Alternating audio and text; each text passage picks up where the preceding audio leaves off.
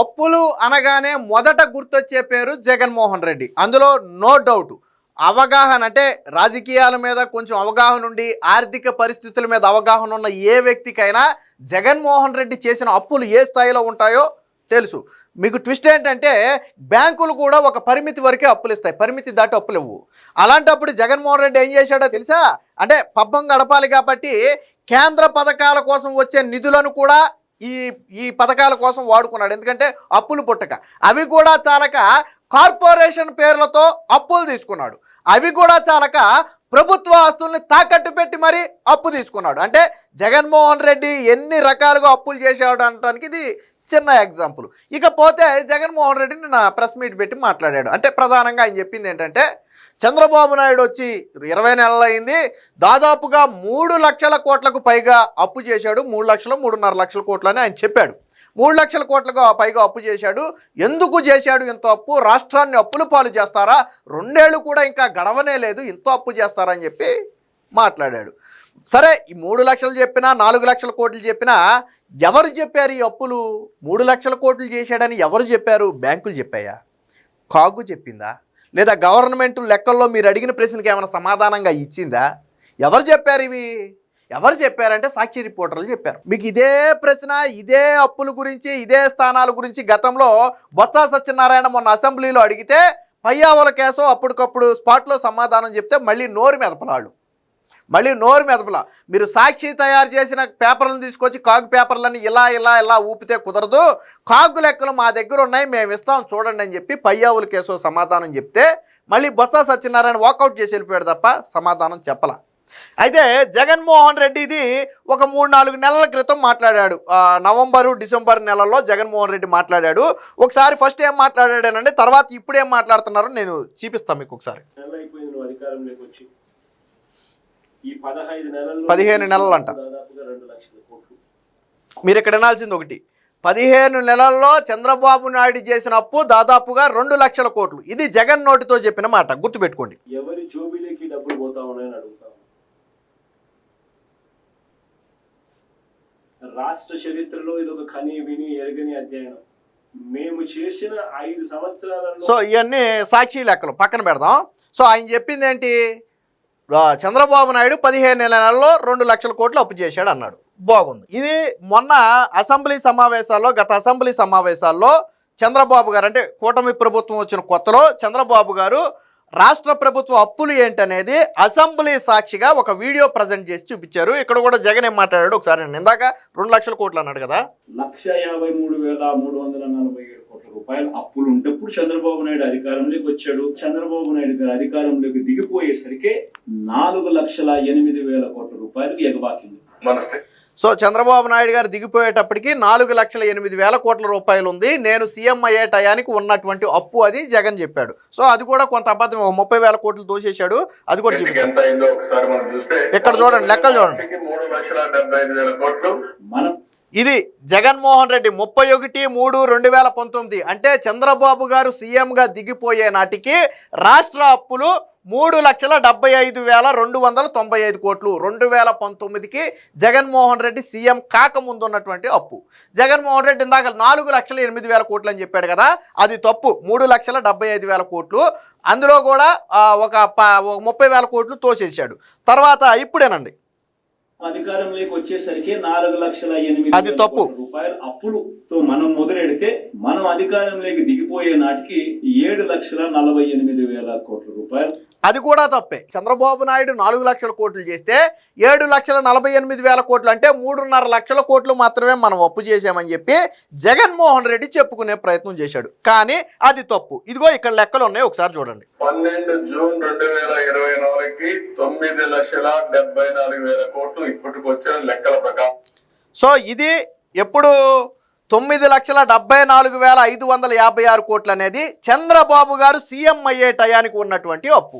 మరి 7.5 ఇక్కడ 2 అబద్ధాలు చెప్పాడు. ఒకటి 3,75,000 కోట్లనేమో 4,08,000 కోట్లు అని చెప్పాడు, ఒక అబద్ధం. అయితే 9,75,000 కోట్లను దాదాపుగా ఏం చెప్పాడు? 7,48,000 కోట్లని, 1,50,000 కోట్లు ఇక్కడ తక్కువ చెప్పాడు. ఈ అప్పు కూడా ఏంటో తెలుసా? కార్పొరేషన్ అప్పులు కలపకుండా వచ్చినటువంటి అప్పు ఇది. చంద్రబాబు గారు అది కూడా చెప్పారు.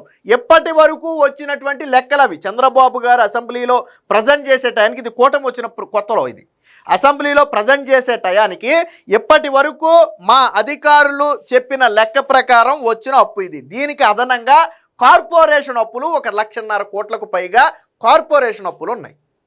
తాకట్టు పెట్టి తెచ్చిన అప్పులు 50 నుంచి 1,00,000 కోట్లు ఉన్నాయి. అంటే అదనంగా దీనికి 1,50,000 నుంచి 2,00,000 కోట్లు ఇంకా మనం కలుపుకోవాలి.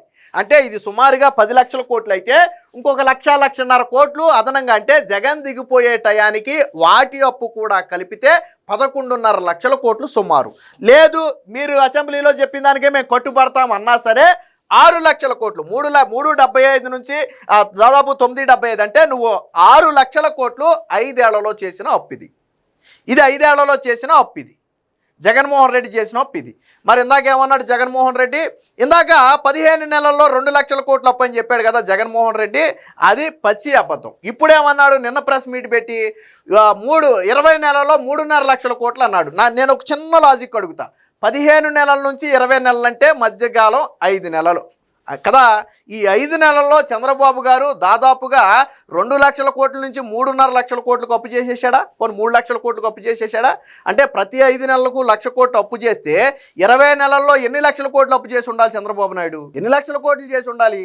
నువ్వు 15 నెలలకి చెప్పిన అప్పే 2 లక్షల కోట్లు, 20 నెలలు వచ్చేటప్పటికి 3.5 లక్షల కోట్లు అయిపోయిందంట. ఎలా అయిపోయింది? పోనీ కాకి ఎక్కడైనా చెప్పిందా వీళ్ళు చేసిన ఒప్పిదని? చెప్పలేదు. జగన్మోహన్ రెడ్డి చెప్పే అబద్ధాలకి నేను ఇంకోటి కూడా చిన్న ఎగ్జాంపుల్ చూపిస్తా మీకు. ఇది గతంలో జగన్మోహన్ రెడ్డి చేసినటువంటి విష ప్రచారం. ఏంటంటే ఇక్కడ చూడండి, 1.19 లక్షల కోట్ల అప్పును 2.93 లక్షల కోట్లుగా ఫేక్ చేశాడు. ఎలా చేశాడనేది చెప్తాను. ఇక్కడ 2024-25లో అంటే జగన్ సీఎంగా ఉన్న సమయం 2-3 నెలలు, మిగతాది చంద్రబాబు గారు సీఎంగా ఉన్నారు కదా. మొత్తం 81,000 కోట్లు ఆ సంవత్సరంలో అప్పు చేస్తే జగన్ ఏప్రిల్ మే నెల కోసం, అంటే అప్పటికి ఆయన సీఎంగా ఉన్నాడు, ఎలక్షన్ జరిగిన టైం అది. ఏప్రిల్ మే నెలలో జగన్మోహన్ రెడ్డి చేసిన అప్పు 38,700 కోట్లు, అంటే 2 నెలలకే చేసిన అప్పు. రిమైనింగ్ 10 నెలలు, అక్కడ నుంచి తరువాత 10 నెలల్లో చంద్రబాబు నాయుడు చేసినటువంటి అప్పు 42,897 కోట్లు. నువ్వు 2 నెలల్లో చేసిన అప్పుకి ఇక్కడ 10 నెలల్లో చేసిన అప్పుకి ఏమైనా సంబంధం ఉందా? నేను అడుగుతున్నా. నక్కకి నాగలోకానికి ఉన్నంత సంబంధం ఉంది. నువ్వు 2 నెలల్లో చేసిన అప్పు ఇది. కానీ ఈ అప్పు కూడా వీళ్ళ ఖాతాలోనే వేసి చూపించాడు జగన్మోహన్ రెడ్డి. ఇది జగన్మోహన్ రెడ్డి దొంగ తెలివి. అయ్యా జగన్మోహన్ రెడ్డి, మే వరకు నువ్వు సీఎంగా ఉన్నావన్న సంగతి మర్చిపోయి, మే వరకు నువ్వు అప్పు చేసావన్న సంగతి మర్చిపోయి, అది కూడా చంద్రబాబు నాయుడు సీఎం అయ్యాడు కాబట్టి ఆయన నెత్తి మీద వేస్తానంటే ఇది వైసీపీ గతంలో చేసినటువంటి ఫేక్. ఇది దీనికి లెక్కల ఆధారాలతో సహా బయట పెట్టారు దీన్ని. అంటే ఈ 2 నెలల్లో జగన్మోహన్ రెడ్డి అప్పులు ఎంత చేశాడు అంటానికి ఈ చిన్న ఎగ్జాంపుల్ చాలు, మిగతాది అక్కర్లా. నువ్వు 2 నెలల్లో చేసిన అప్పే దాదాపుగా 40,000 కోట్లు ఉంది కదా. తర్వాత కూటమి 10 నెలల్లో చేసిన అప్పే 42,000 కోట్లు. ఎవరు ఎక్కువ అప్పు చేసినట్టు? రెండోది, ఇప్పుడు కూటమి చేస్తున్నటువంటి ప్రధానమైనటువంటి అప్పులో దేనికి ఎక్కువ ఉపయోగిస్తున్నారో తెలుసా? జగన్మోహన్ రెడ్డి తెచ్చిన అప్పులకు వడ్డీ కట్టడానికి. నువ్వు తెచ్చావు కదా 10 లక్షల కోట్లు, దాదాపుగా 9-10 లక్షల కోట్లు అప్పు తెచ్చావు కదా.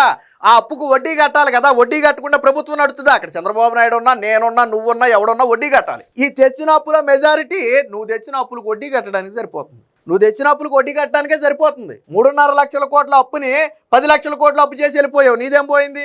మళ్ళీ నిన్న అప్పుల గురించి మాట్లాడటం అంటే జగన్మోహన్ రెడ్డి మాట్లాడే మాటలకు లెక్కలు ఉండదు. 15 నెలలకు 2 లక్షల కోట్లు అంటాడు, 20 నెలలకు 3.5 లక్షల కోట్లు అంటాడు, 5 నెలల్లో 1,50,000 కోట్లు అంటే మొహం మీద కాంట్రీని చూస్తారని కూడా జగన్మోహన్ రెడ్డికి నాలెడ్జ్ లేదు. అసెంబ్లీలో నువ్వు చేసిన అప్పు మొత్తాన్ని కూడా చంద్రబాబు నాయుడు గారు పవర్ పాయింట్ ప్రజెంటేషన్ ద్వారా చూపించారు.